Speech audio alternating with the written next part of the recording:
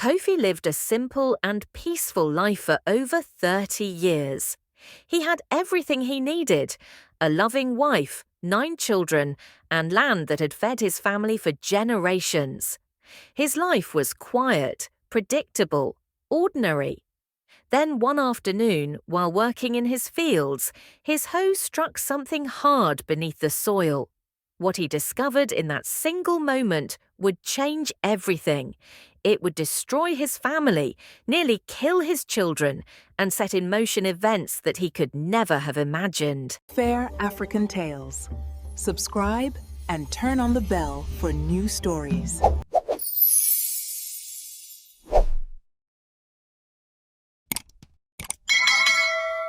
In a village where the red earth ran deep and the ancestors' voices whispered through the baobab trees, there lived a farmer named Kofi, who had everything but wanted more. His name meant born on Friday in the Akan language, a day reserved for those destined to bring change, though nobody could have predicted what kind of change would come. For 32 years, Kofi had worked the same 5 acres of land his grandfather had given him. The same soil that had fed his family through droughts and floods, through wars and famines, through every season of joy and sorrow. He grew yams with skin as dark as midnight, cassava roots that stretched deep into the earth like ancient fingers, and maize that stood tall and golden under the African sun. His hands were weathered and strong, cracked like the dry season earth, but they were honest hands. Hands that had never stolen, never lied, never taken more than what was freely given. His wife, Amma, was the daughter of a potter, and she had the patience that potters' daughters inherit through generations.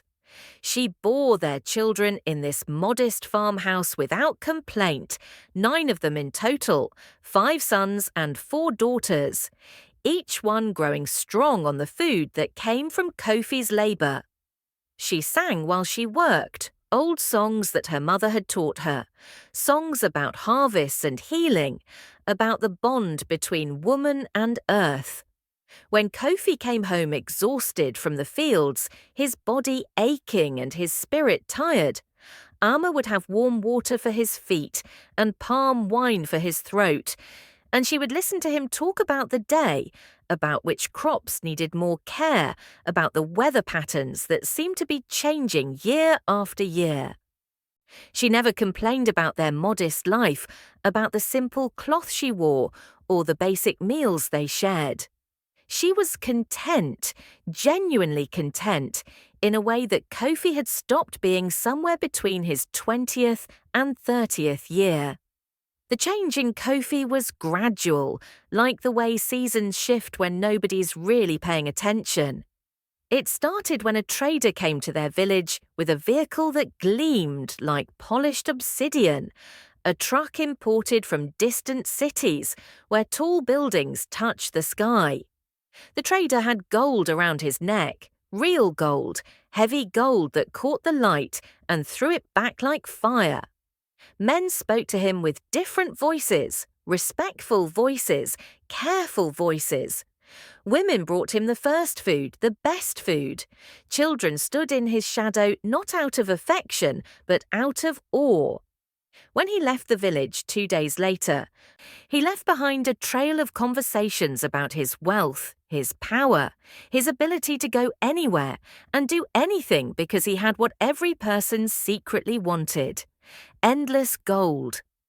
After that day, something shifted inside Kofi.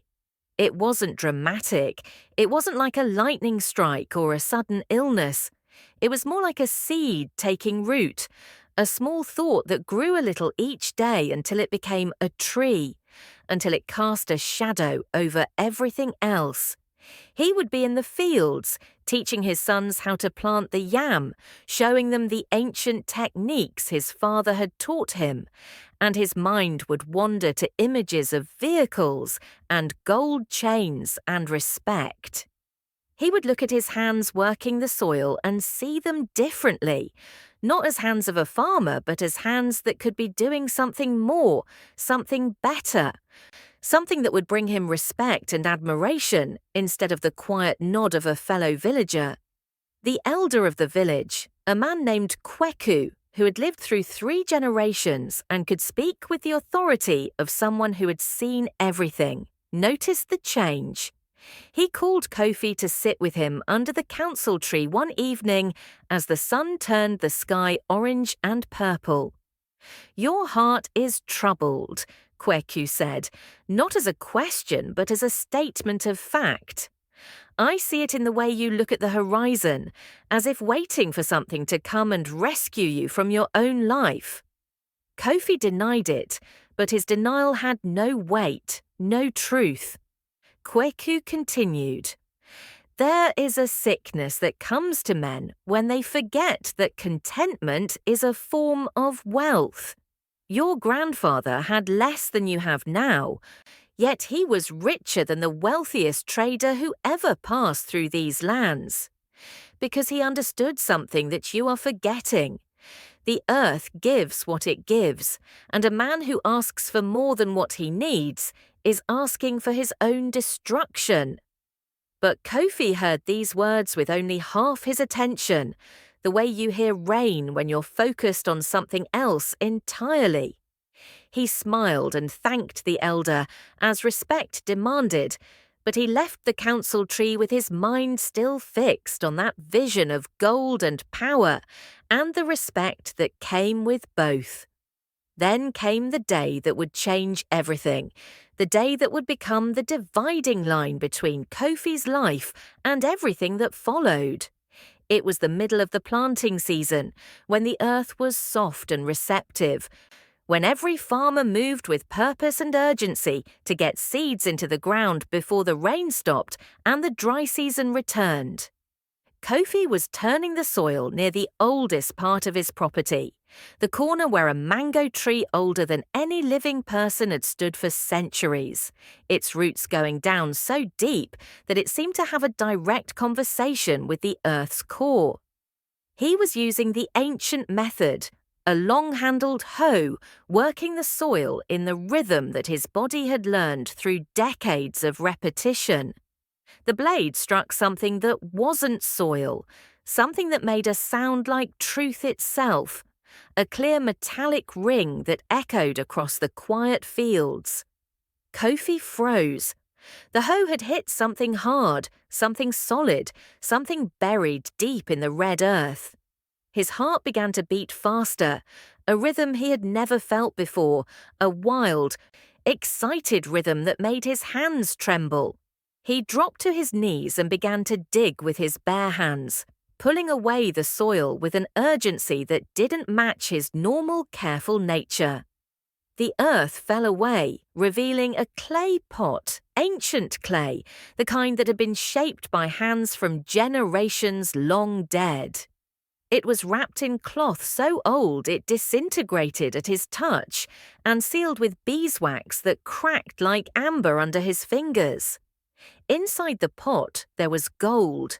Not a little bit of gold, not a few coins that could buy a goat or a new cloth. There were 43 gold coins, each one stamped with symbols that Kofi couldn't read, each one representing more wealth than he had accumulated in his entire life. His vision blurred, and he felt his legs weaken beneath him. He sat down hard on the earth. The gold coins clutched in his hands, feeling their weight, their warmth, their absolute certainty that his life had just changed forever. He didn't tell Amma immediately. He hid the gold in a clay pot beneath the cooking fire, wrapping it in cloth and covering it with ash. He told himself he was being careful, protecting the family's new fortune from thieves. But the truth was more complicated. The truth was that he wanted to sit with this secret alone, to feel the weight of it, to let it transform from something real into something even more magical through the alchemy of his imagination. He lay awake at night, his mind running through possibilities. He could build a bigger house, hire workers to expand his farm, trade in goods, perhaps even leave farming altogether and become a trader himself, like the man who had visited years ago. The man with the gold chain and the gleaming vehicle. By the end of the first week, the imagined gold had grown far larger than the actual gold. Kofi had mentally multiplied it 10 times over, imagined investments that would turn 43 coins into hundreds, then thousands. He saw himself transformed, respected, powerful. He saw his children dressed in fine clothes, educated in the city schools, destined for important positions. He saw Amma wearing gold earrings and fine wrappers. He saw himself buying land from neighbours, expanding his property until it was one of the largest holdings in 3 districts. He saw his legacy, and it was magnificent. On the 10th night, Kofi finally told Amma. He brought out the gold coins and spread them on the cloth in their bedroom, watching her face for the reaction he expected. Shock, then joy, then gratitude for the husband who had struck upon such miraculous fortune. But Amma's face showed something different. She looked at the gold, yes, but then she looked at Kofi, and in her eyes he saw fear. "Where did you find this?" she asked, not with excitement, but with the careful tone of someone approaching something dangerous.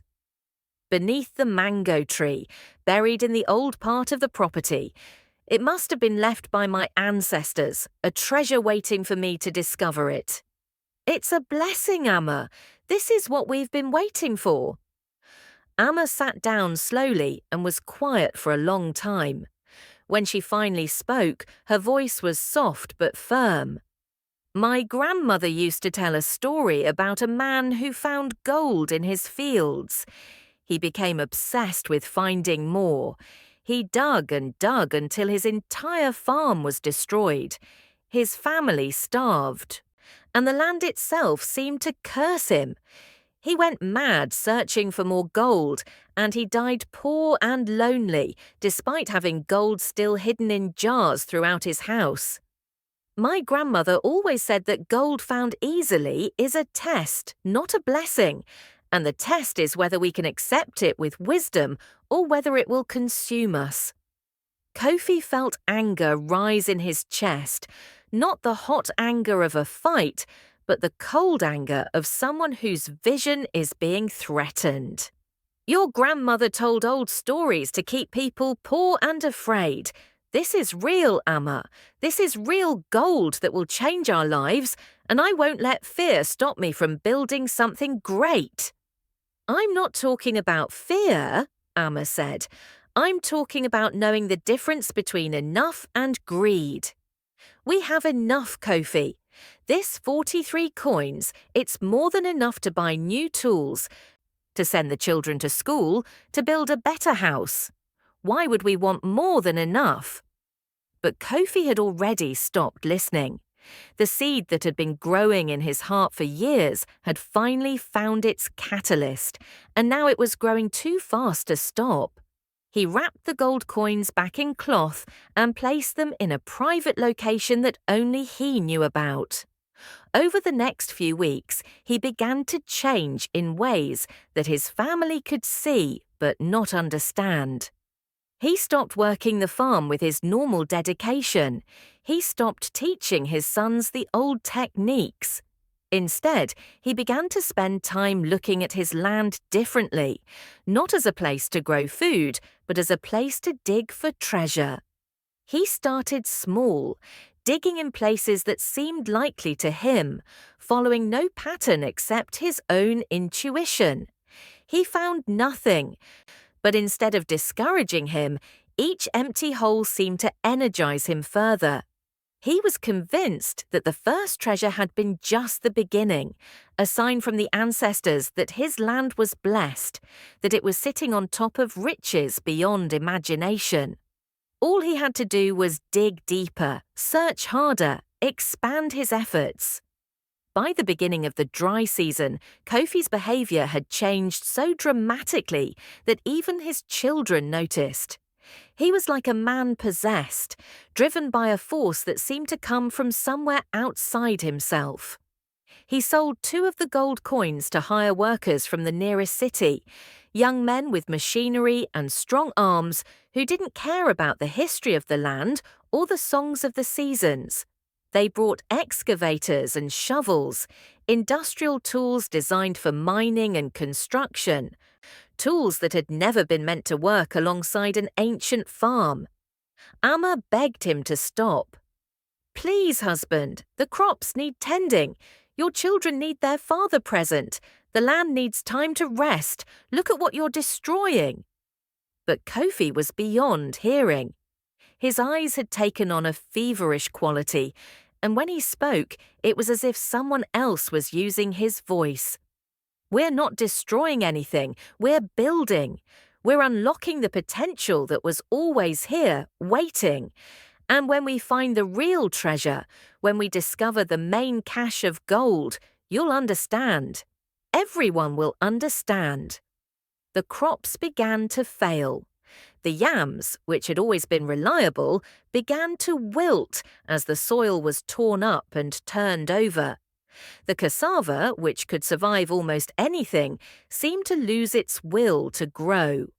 The maize, which had stood tall for decades under the care of Kofi's generations, died back before it could even properly establish itself. Birds stopped coming to the farm because their nesting places were destroyed. The small stream that ran through the northeast corner of his property, a stream that had been there longer than anyone's memory, began to run muddy and diminished.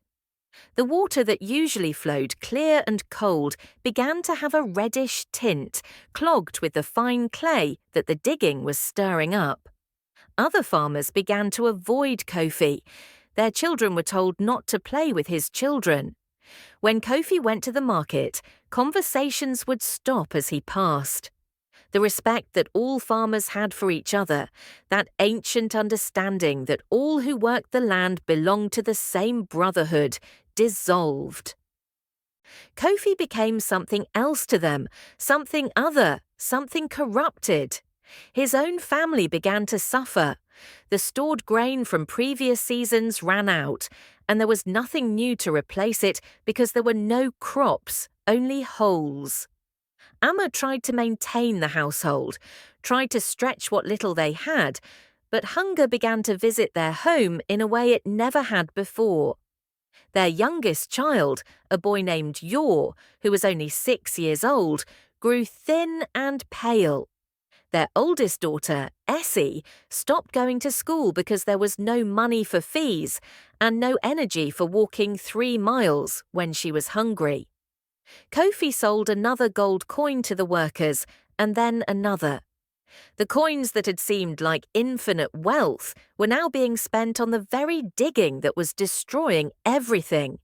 He was trapped in a circle, spending money to dig for money, sacrificing the present for a future that seemed to recede further away with every hole he dug.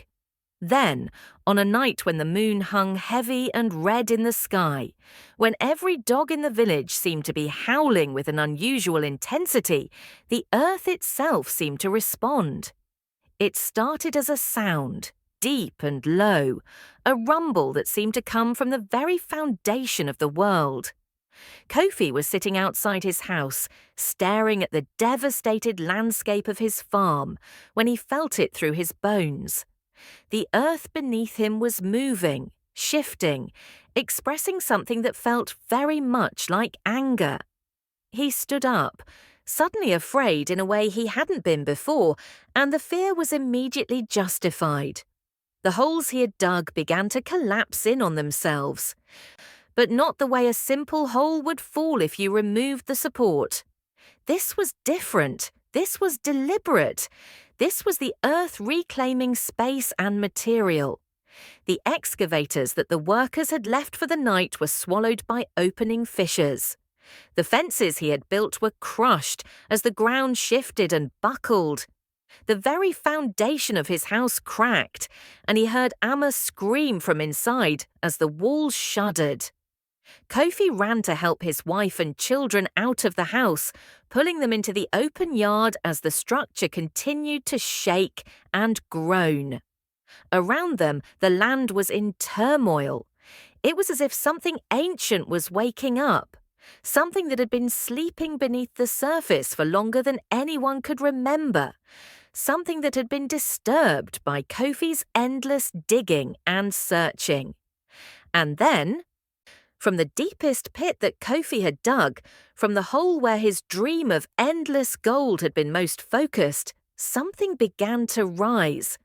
It was made of earth itself, formed from the clay and stones and ancient bones of everything that had ever died in this soil. It rose up like a column of living earth, taking a shape that was almost human but not quite, something that existed in the space between matter and spirit. Its eyes glowed like smouldering coals in the darkness, and when it moved, entire sections of the destroyed farm seemed to shift in response, as if the land itself was moving with this being. And it spoke. The voice was not sound in the normal sense. It was felt rather than heard, experienced rather than processed through ears. It resonated in the bones and the blood and the space between heartbeats. It spoke in the language of root systems and seasons, of growth and decay, of the endless cycle that the earth turns through every year. Kofi, the voice said, and it carried the weight of name-calling, as if simply saying his name was a judgment. You have betrayed the contract. You have taken without asking. You have wounded without healing. For more than 30 seasons, this land sustained you, asking only that you care for it as you would care for your own child. And you repaid that generosity with destruction. Kofi fell to his knees, the terror in his heart now mixed with something deeper, a recognition of truth that he had been running from. I didn't mean to destroy, he said, his voice breaking. I only wanted to provide for my family, to give them more than this poverty, to build something great. The earth spirit moved closer, and Kofi could smell the scent of deep soil and ancient things. You confuse provision with possession. You confuse greatness with accumulation. Listen to what I show you. And then Kofi saw, as if his consciousness was being expanded to perceive multiple dimensions of truth simultaneously. He saw his land as it had been in the time of his ancestors, before his grandfather, before the grandfather's grandfather, back through centuries of continuous farming. He saw the same earth, carefully tended, lovingly maintained, growing crops that fed not just families, but entire villages. He saw seasons of abundance followed by seasons of rest, the natural rhythm of work and restoration. He saw that the land was not just ground, but a living being, a partner in the work of survival and growth, a companion that asked only for respect and reciprocal care. And he saw what he had done to that being. He saw the wounds he had carved into its flesh, the violence of his searching, the arrogance of his assumption that he could tear into the earth and take whatever he wanted. He saw the birds that had lived here for generations dying when their nests were destroyed. He saw the stream, which had been running since before memory, diminishing and dying from the clay sediment that his digging had stirred up. He saw the microbial life in the soil, invisible to the human eye but essential to all growth, dying from the trauma of violent disruption. You wanted endless gold, the Earth Spirit said, and in your searching for it, you have destroyed the only endless wealth you ever possessed. Kofi wept, and his tears fell onto the broken soil. How do I fix this? Tell me, please, I'll do anything. I'll work for the rest of my life to restore what I've destroyed." The Earth Spirit was quiet for what felt like an eternity. Around them, the landscape continued to shift and settle, the Earth still expressing its anger and sorrow through movement and sound. Finally, the Spirit spoke again. "There is a way, but it is not the way you want to hear. The land cannot be restored through gold or money or any kind of quick solution. The land can only be restored through time and labor and genuine repentance. For every hole you dug in greed, you must plant 10 trees in humility. For every meter of stream you polluted, you must work to restore it. For every crop you destroyed, you must spend seasons rebuilding the soil's fertility. This is not a task for 1 season or 2 seasons or even 10 seasons. This is the work of the rest of your life, work that will not make you wealthy or respected in the eyes of traders and city people. This is work that will make you poor by the standards of a world that values gold. But it is the only work that can save your soul and heal this land." Kofi nodded, understanding finally the magnitude of what he had done and what he would need to do to make any kind of recompense. The Earth Spirit then seemed to dissolve, its form losing definition and falling back into the soil from which it had risen. As it disappeared, Kofi heard a final message, not in words but in feeling. The land will remember. It will remember your betrayal and it will remember your repentance. Be careful which one you give it reason to hold on to. By the time the sun rose the next morning, the earth was still again, but everything had changed. The destruction that had taken weeks to create was now visible in its full horror. The farm that had fed Kofi's family for 3 generations was now a landscape of holes and cracks, barren and broken, looking like a place that had been at war with itself.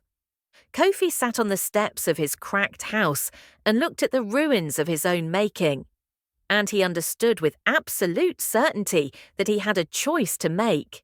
He could try to go back to the city, try to use his remaining gold coins to start a new life somewhere else, abandoning this place and his family if necessary. Or he could do what the Earth Spirit had asked, the long, hard, back-breaking work of redemption. It took him only a moment to make the decision. He stood up and walked to where the last of his gold coins was hidden. He looked at them for a moment, each one gleaming in the morning light, each one representing the temptation that had nearly destroyed him and everything he loved. And then he took them to the village marketplace and spent them all. Not on goods for trade, not on anything that would enrich him. Instead, he bought seedlings, hundreds of them, young trees of every species that had once grown on his land. He bought tools for erosion control and seeds for grasses and legumes that would help restore the soil. He bought materials to build terraces and swales that would capture and filter water instead of letting it run muddy and polluted.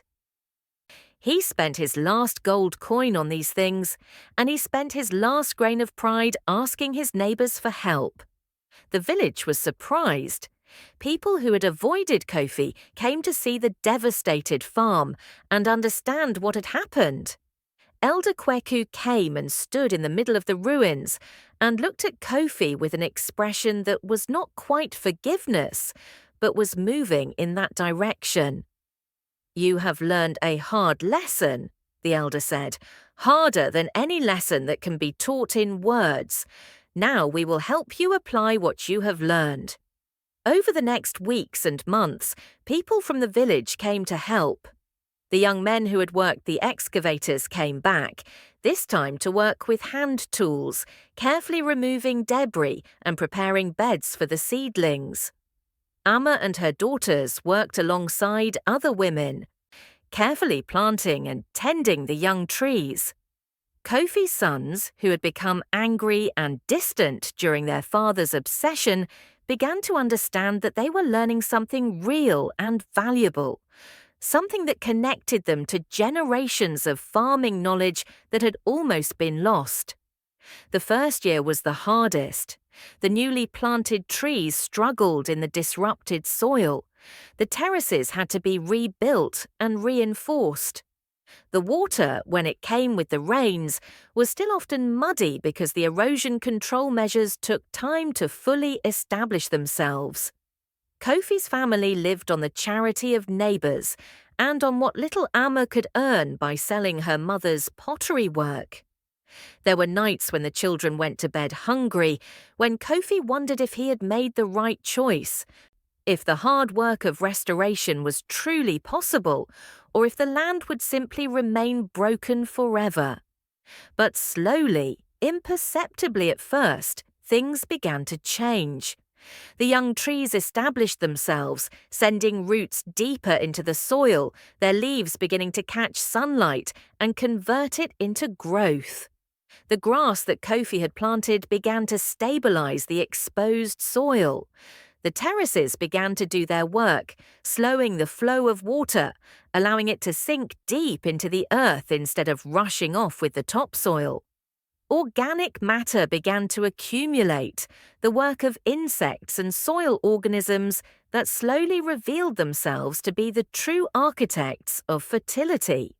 3 years after his redemption began, Kofi planted his first crop in the restored land. It was not a large crop, and it was not a particularly impressive yield, but it was real. The plants grew from soil that Kofi had healed with his own hands, and they tasted different to him, more real somehow, more true. He shared the harvest with the village, giving away his own family's portion to people who had helped him. And though his family went hungry more than once that year, Kofi felt something that had been missing since his obsession began: peace. 5 years after the Earth Spirit's visit, Kofi's farm was no longer broken. It was different from how it had been before his obsession, but it was healing, genuinely healing. The trees he had planted were now tall enough to provide shade. The stream, which had been dying, was running clear again, its banks stabilized and its water supported by the now thriving vegetation around it. Birds had returned, not all the species that had been there before, but enough to suggest that the land was beginning to remember how to support life. Amma began to smile again, in a way that Kofi recognized from before his obsession had taken hold. Her songs returned to their daily work. She no longer looked at her husband with fear, but with a kind of respectful understanding, as if she could see that he had truly been transformed by what had happened to him. One afternoon, about 7 years after Kofi's redemption began, he was working in one of the restored fields when his youngest daughter, now a teenager with Amma's face and Kofi's strong hands, came running to him with something clutched in her fist. "Papa, Papa, look what I found," she said, her breath quick from running. She opened her hand, and there in her palm was a gold coin, shining bright in the sunlight.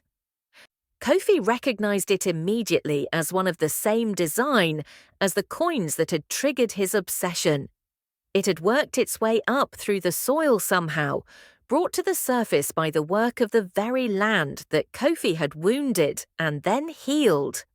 For a moment, the old temptation stirred in his chest. "Just one coin," that small voice whispered. "You could do something with just one coin. You could trade, start a small business, make your family more comfortable than they are now. One coin wouldn't hurt, one coin wouldn't lead to obsession." But Kofi had learned to recognize that voice, and he had learned not to trust it. He looked at his daughter and smiled, and then he took the coin from her hand and knelt down to place it back in the earth. "This is for the land," he said. "The land gave us a lesson that cost more than gold, and now it's returning what was taken. We don't need this coin, daughter. Look around you. Do you see these fields? Do you see these trees? Do you hear the birds singing? This is what real wealth looks like. This is endless, as long as we care for it and respect it, and never ask for more than what it can freely give.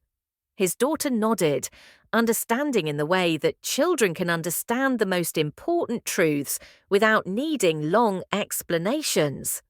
She ran off to tell her mother what had happened, while Kofi stood in his restored field and looked out at the landscape that had fought back against him, that had broken him, that had transformed him. The farmer who had wanted endless gold had finally found it, but not in the form he had expected. The endless wealth was in the black soil beneath his feet, in the trees that would grow for generations after he was gone, in the stream that would continue to flow as long as care and respect were given to the land that supported it. The endless gold was in the respect of his community, which had seen him fall and had helped him rise again. It was in the smile on his wife's face and the strength in his children's hearts.